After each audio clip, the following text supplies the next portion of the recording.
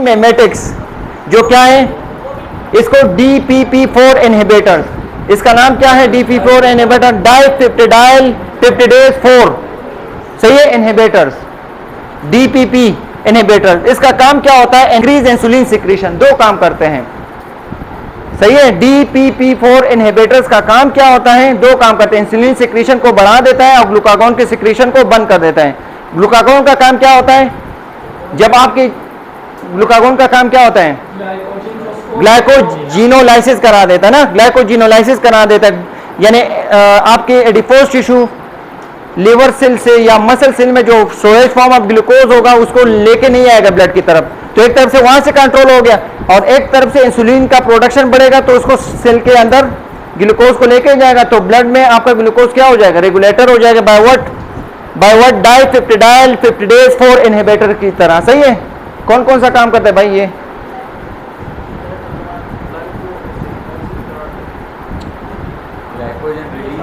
Okay, glycogen की release, glucagon को रोक देते हैं और इंसुलिन के सिक्रेशन को बढ़ाते हैं, दो काम है।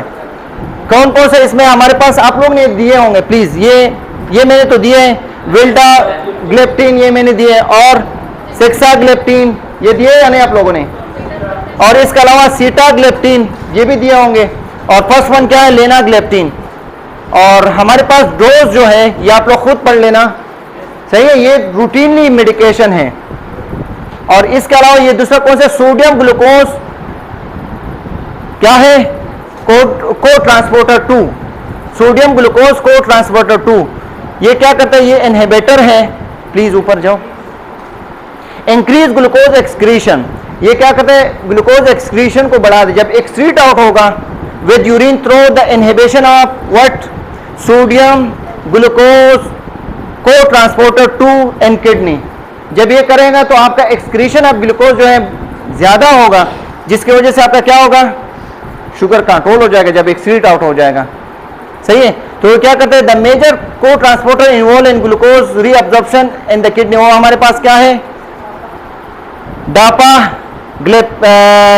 ग्लेप्लोजीन है और केनाग्लेप्लोजीन है और एम्पाग्लोपोजीन जो है, दीज ड्रग वो क्या करा देते हैं, आपके एक्सक्रीशन ऑफ ग्लूकोज को क्या कर लेते हैं, बढ़ा देता है, बाय व्हाट, कौन से रिसेप्टर से, सोडियम ग्लूकोज को ट्रांसपोर्टर 2, सही है, इनहिबिटर के जरिए, यानी रिअब्जॉर्प्शन ऑफ सोडियम नहीं, वो नहीं करेगा, ग्लूकोज को एक्सक्रीट आउट कराएगा। क्लासिफिकेशन ऑफ हाई ये नहीं है प्लीज, ये हमने पढ़ लिया ऑलरेडी, एंटी, आगे जाओ, ये भी हमने पढ़ लिया, गोनाडोट्रोपिन रिलीजिंग जो हम प्रेगनेंसी में देते थे, ये भी हमने पढ़ लिया। ये हमारे पास ये लास्ट स्लाइड है, इंसुलिन के टाइप्स। नोवालोग जो है हमारे पास किस किस फॉर्म में अवेलेबल होते हैं, वाइल्ड में, पिंस में, और ये कोई दूसरा कौन सा है, कार्ट्रिज रिपेल्स, ये पता है या नहीं, ये रिपेल हो सकते हैं, इसका कुछ मेडिकेशन है। इसका एक्सपायरेशन जो जब ये खुला जाता है तो 28 डेज एक्सपायरी होती है। ये एग्जाम्पल आ सकता है कि जब वाइल खोल लेते हो तो इसके हम लिखते हैं ओपनिंग डे का टाइम 28 डेज तक चलती है एक्सपायरेशन।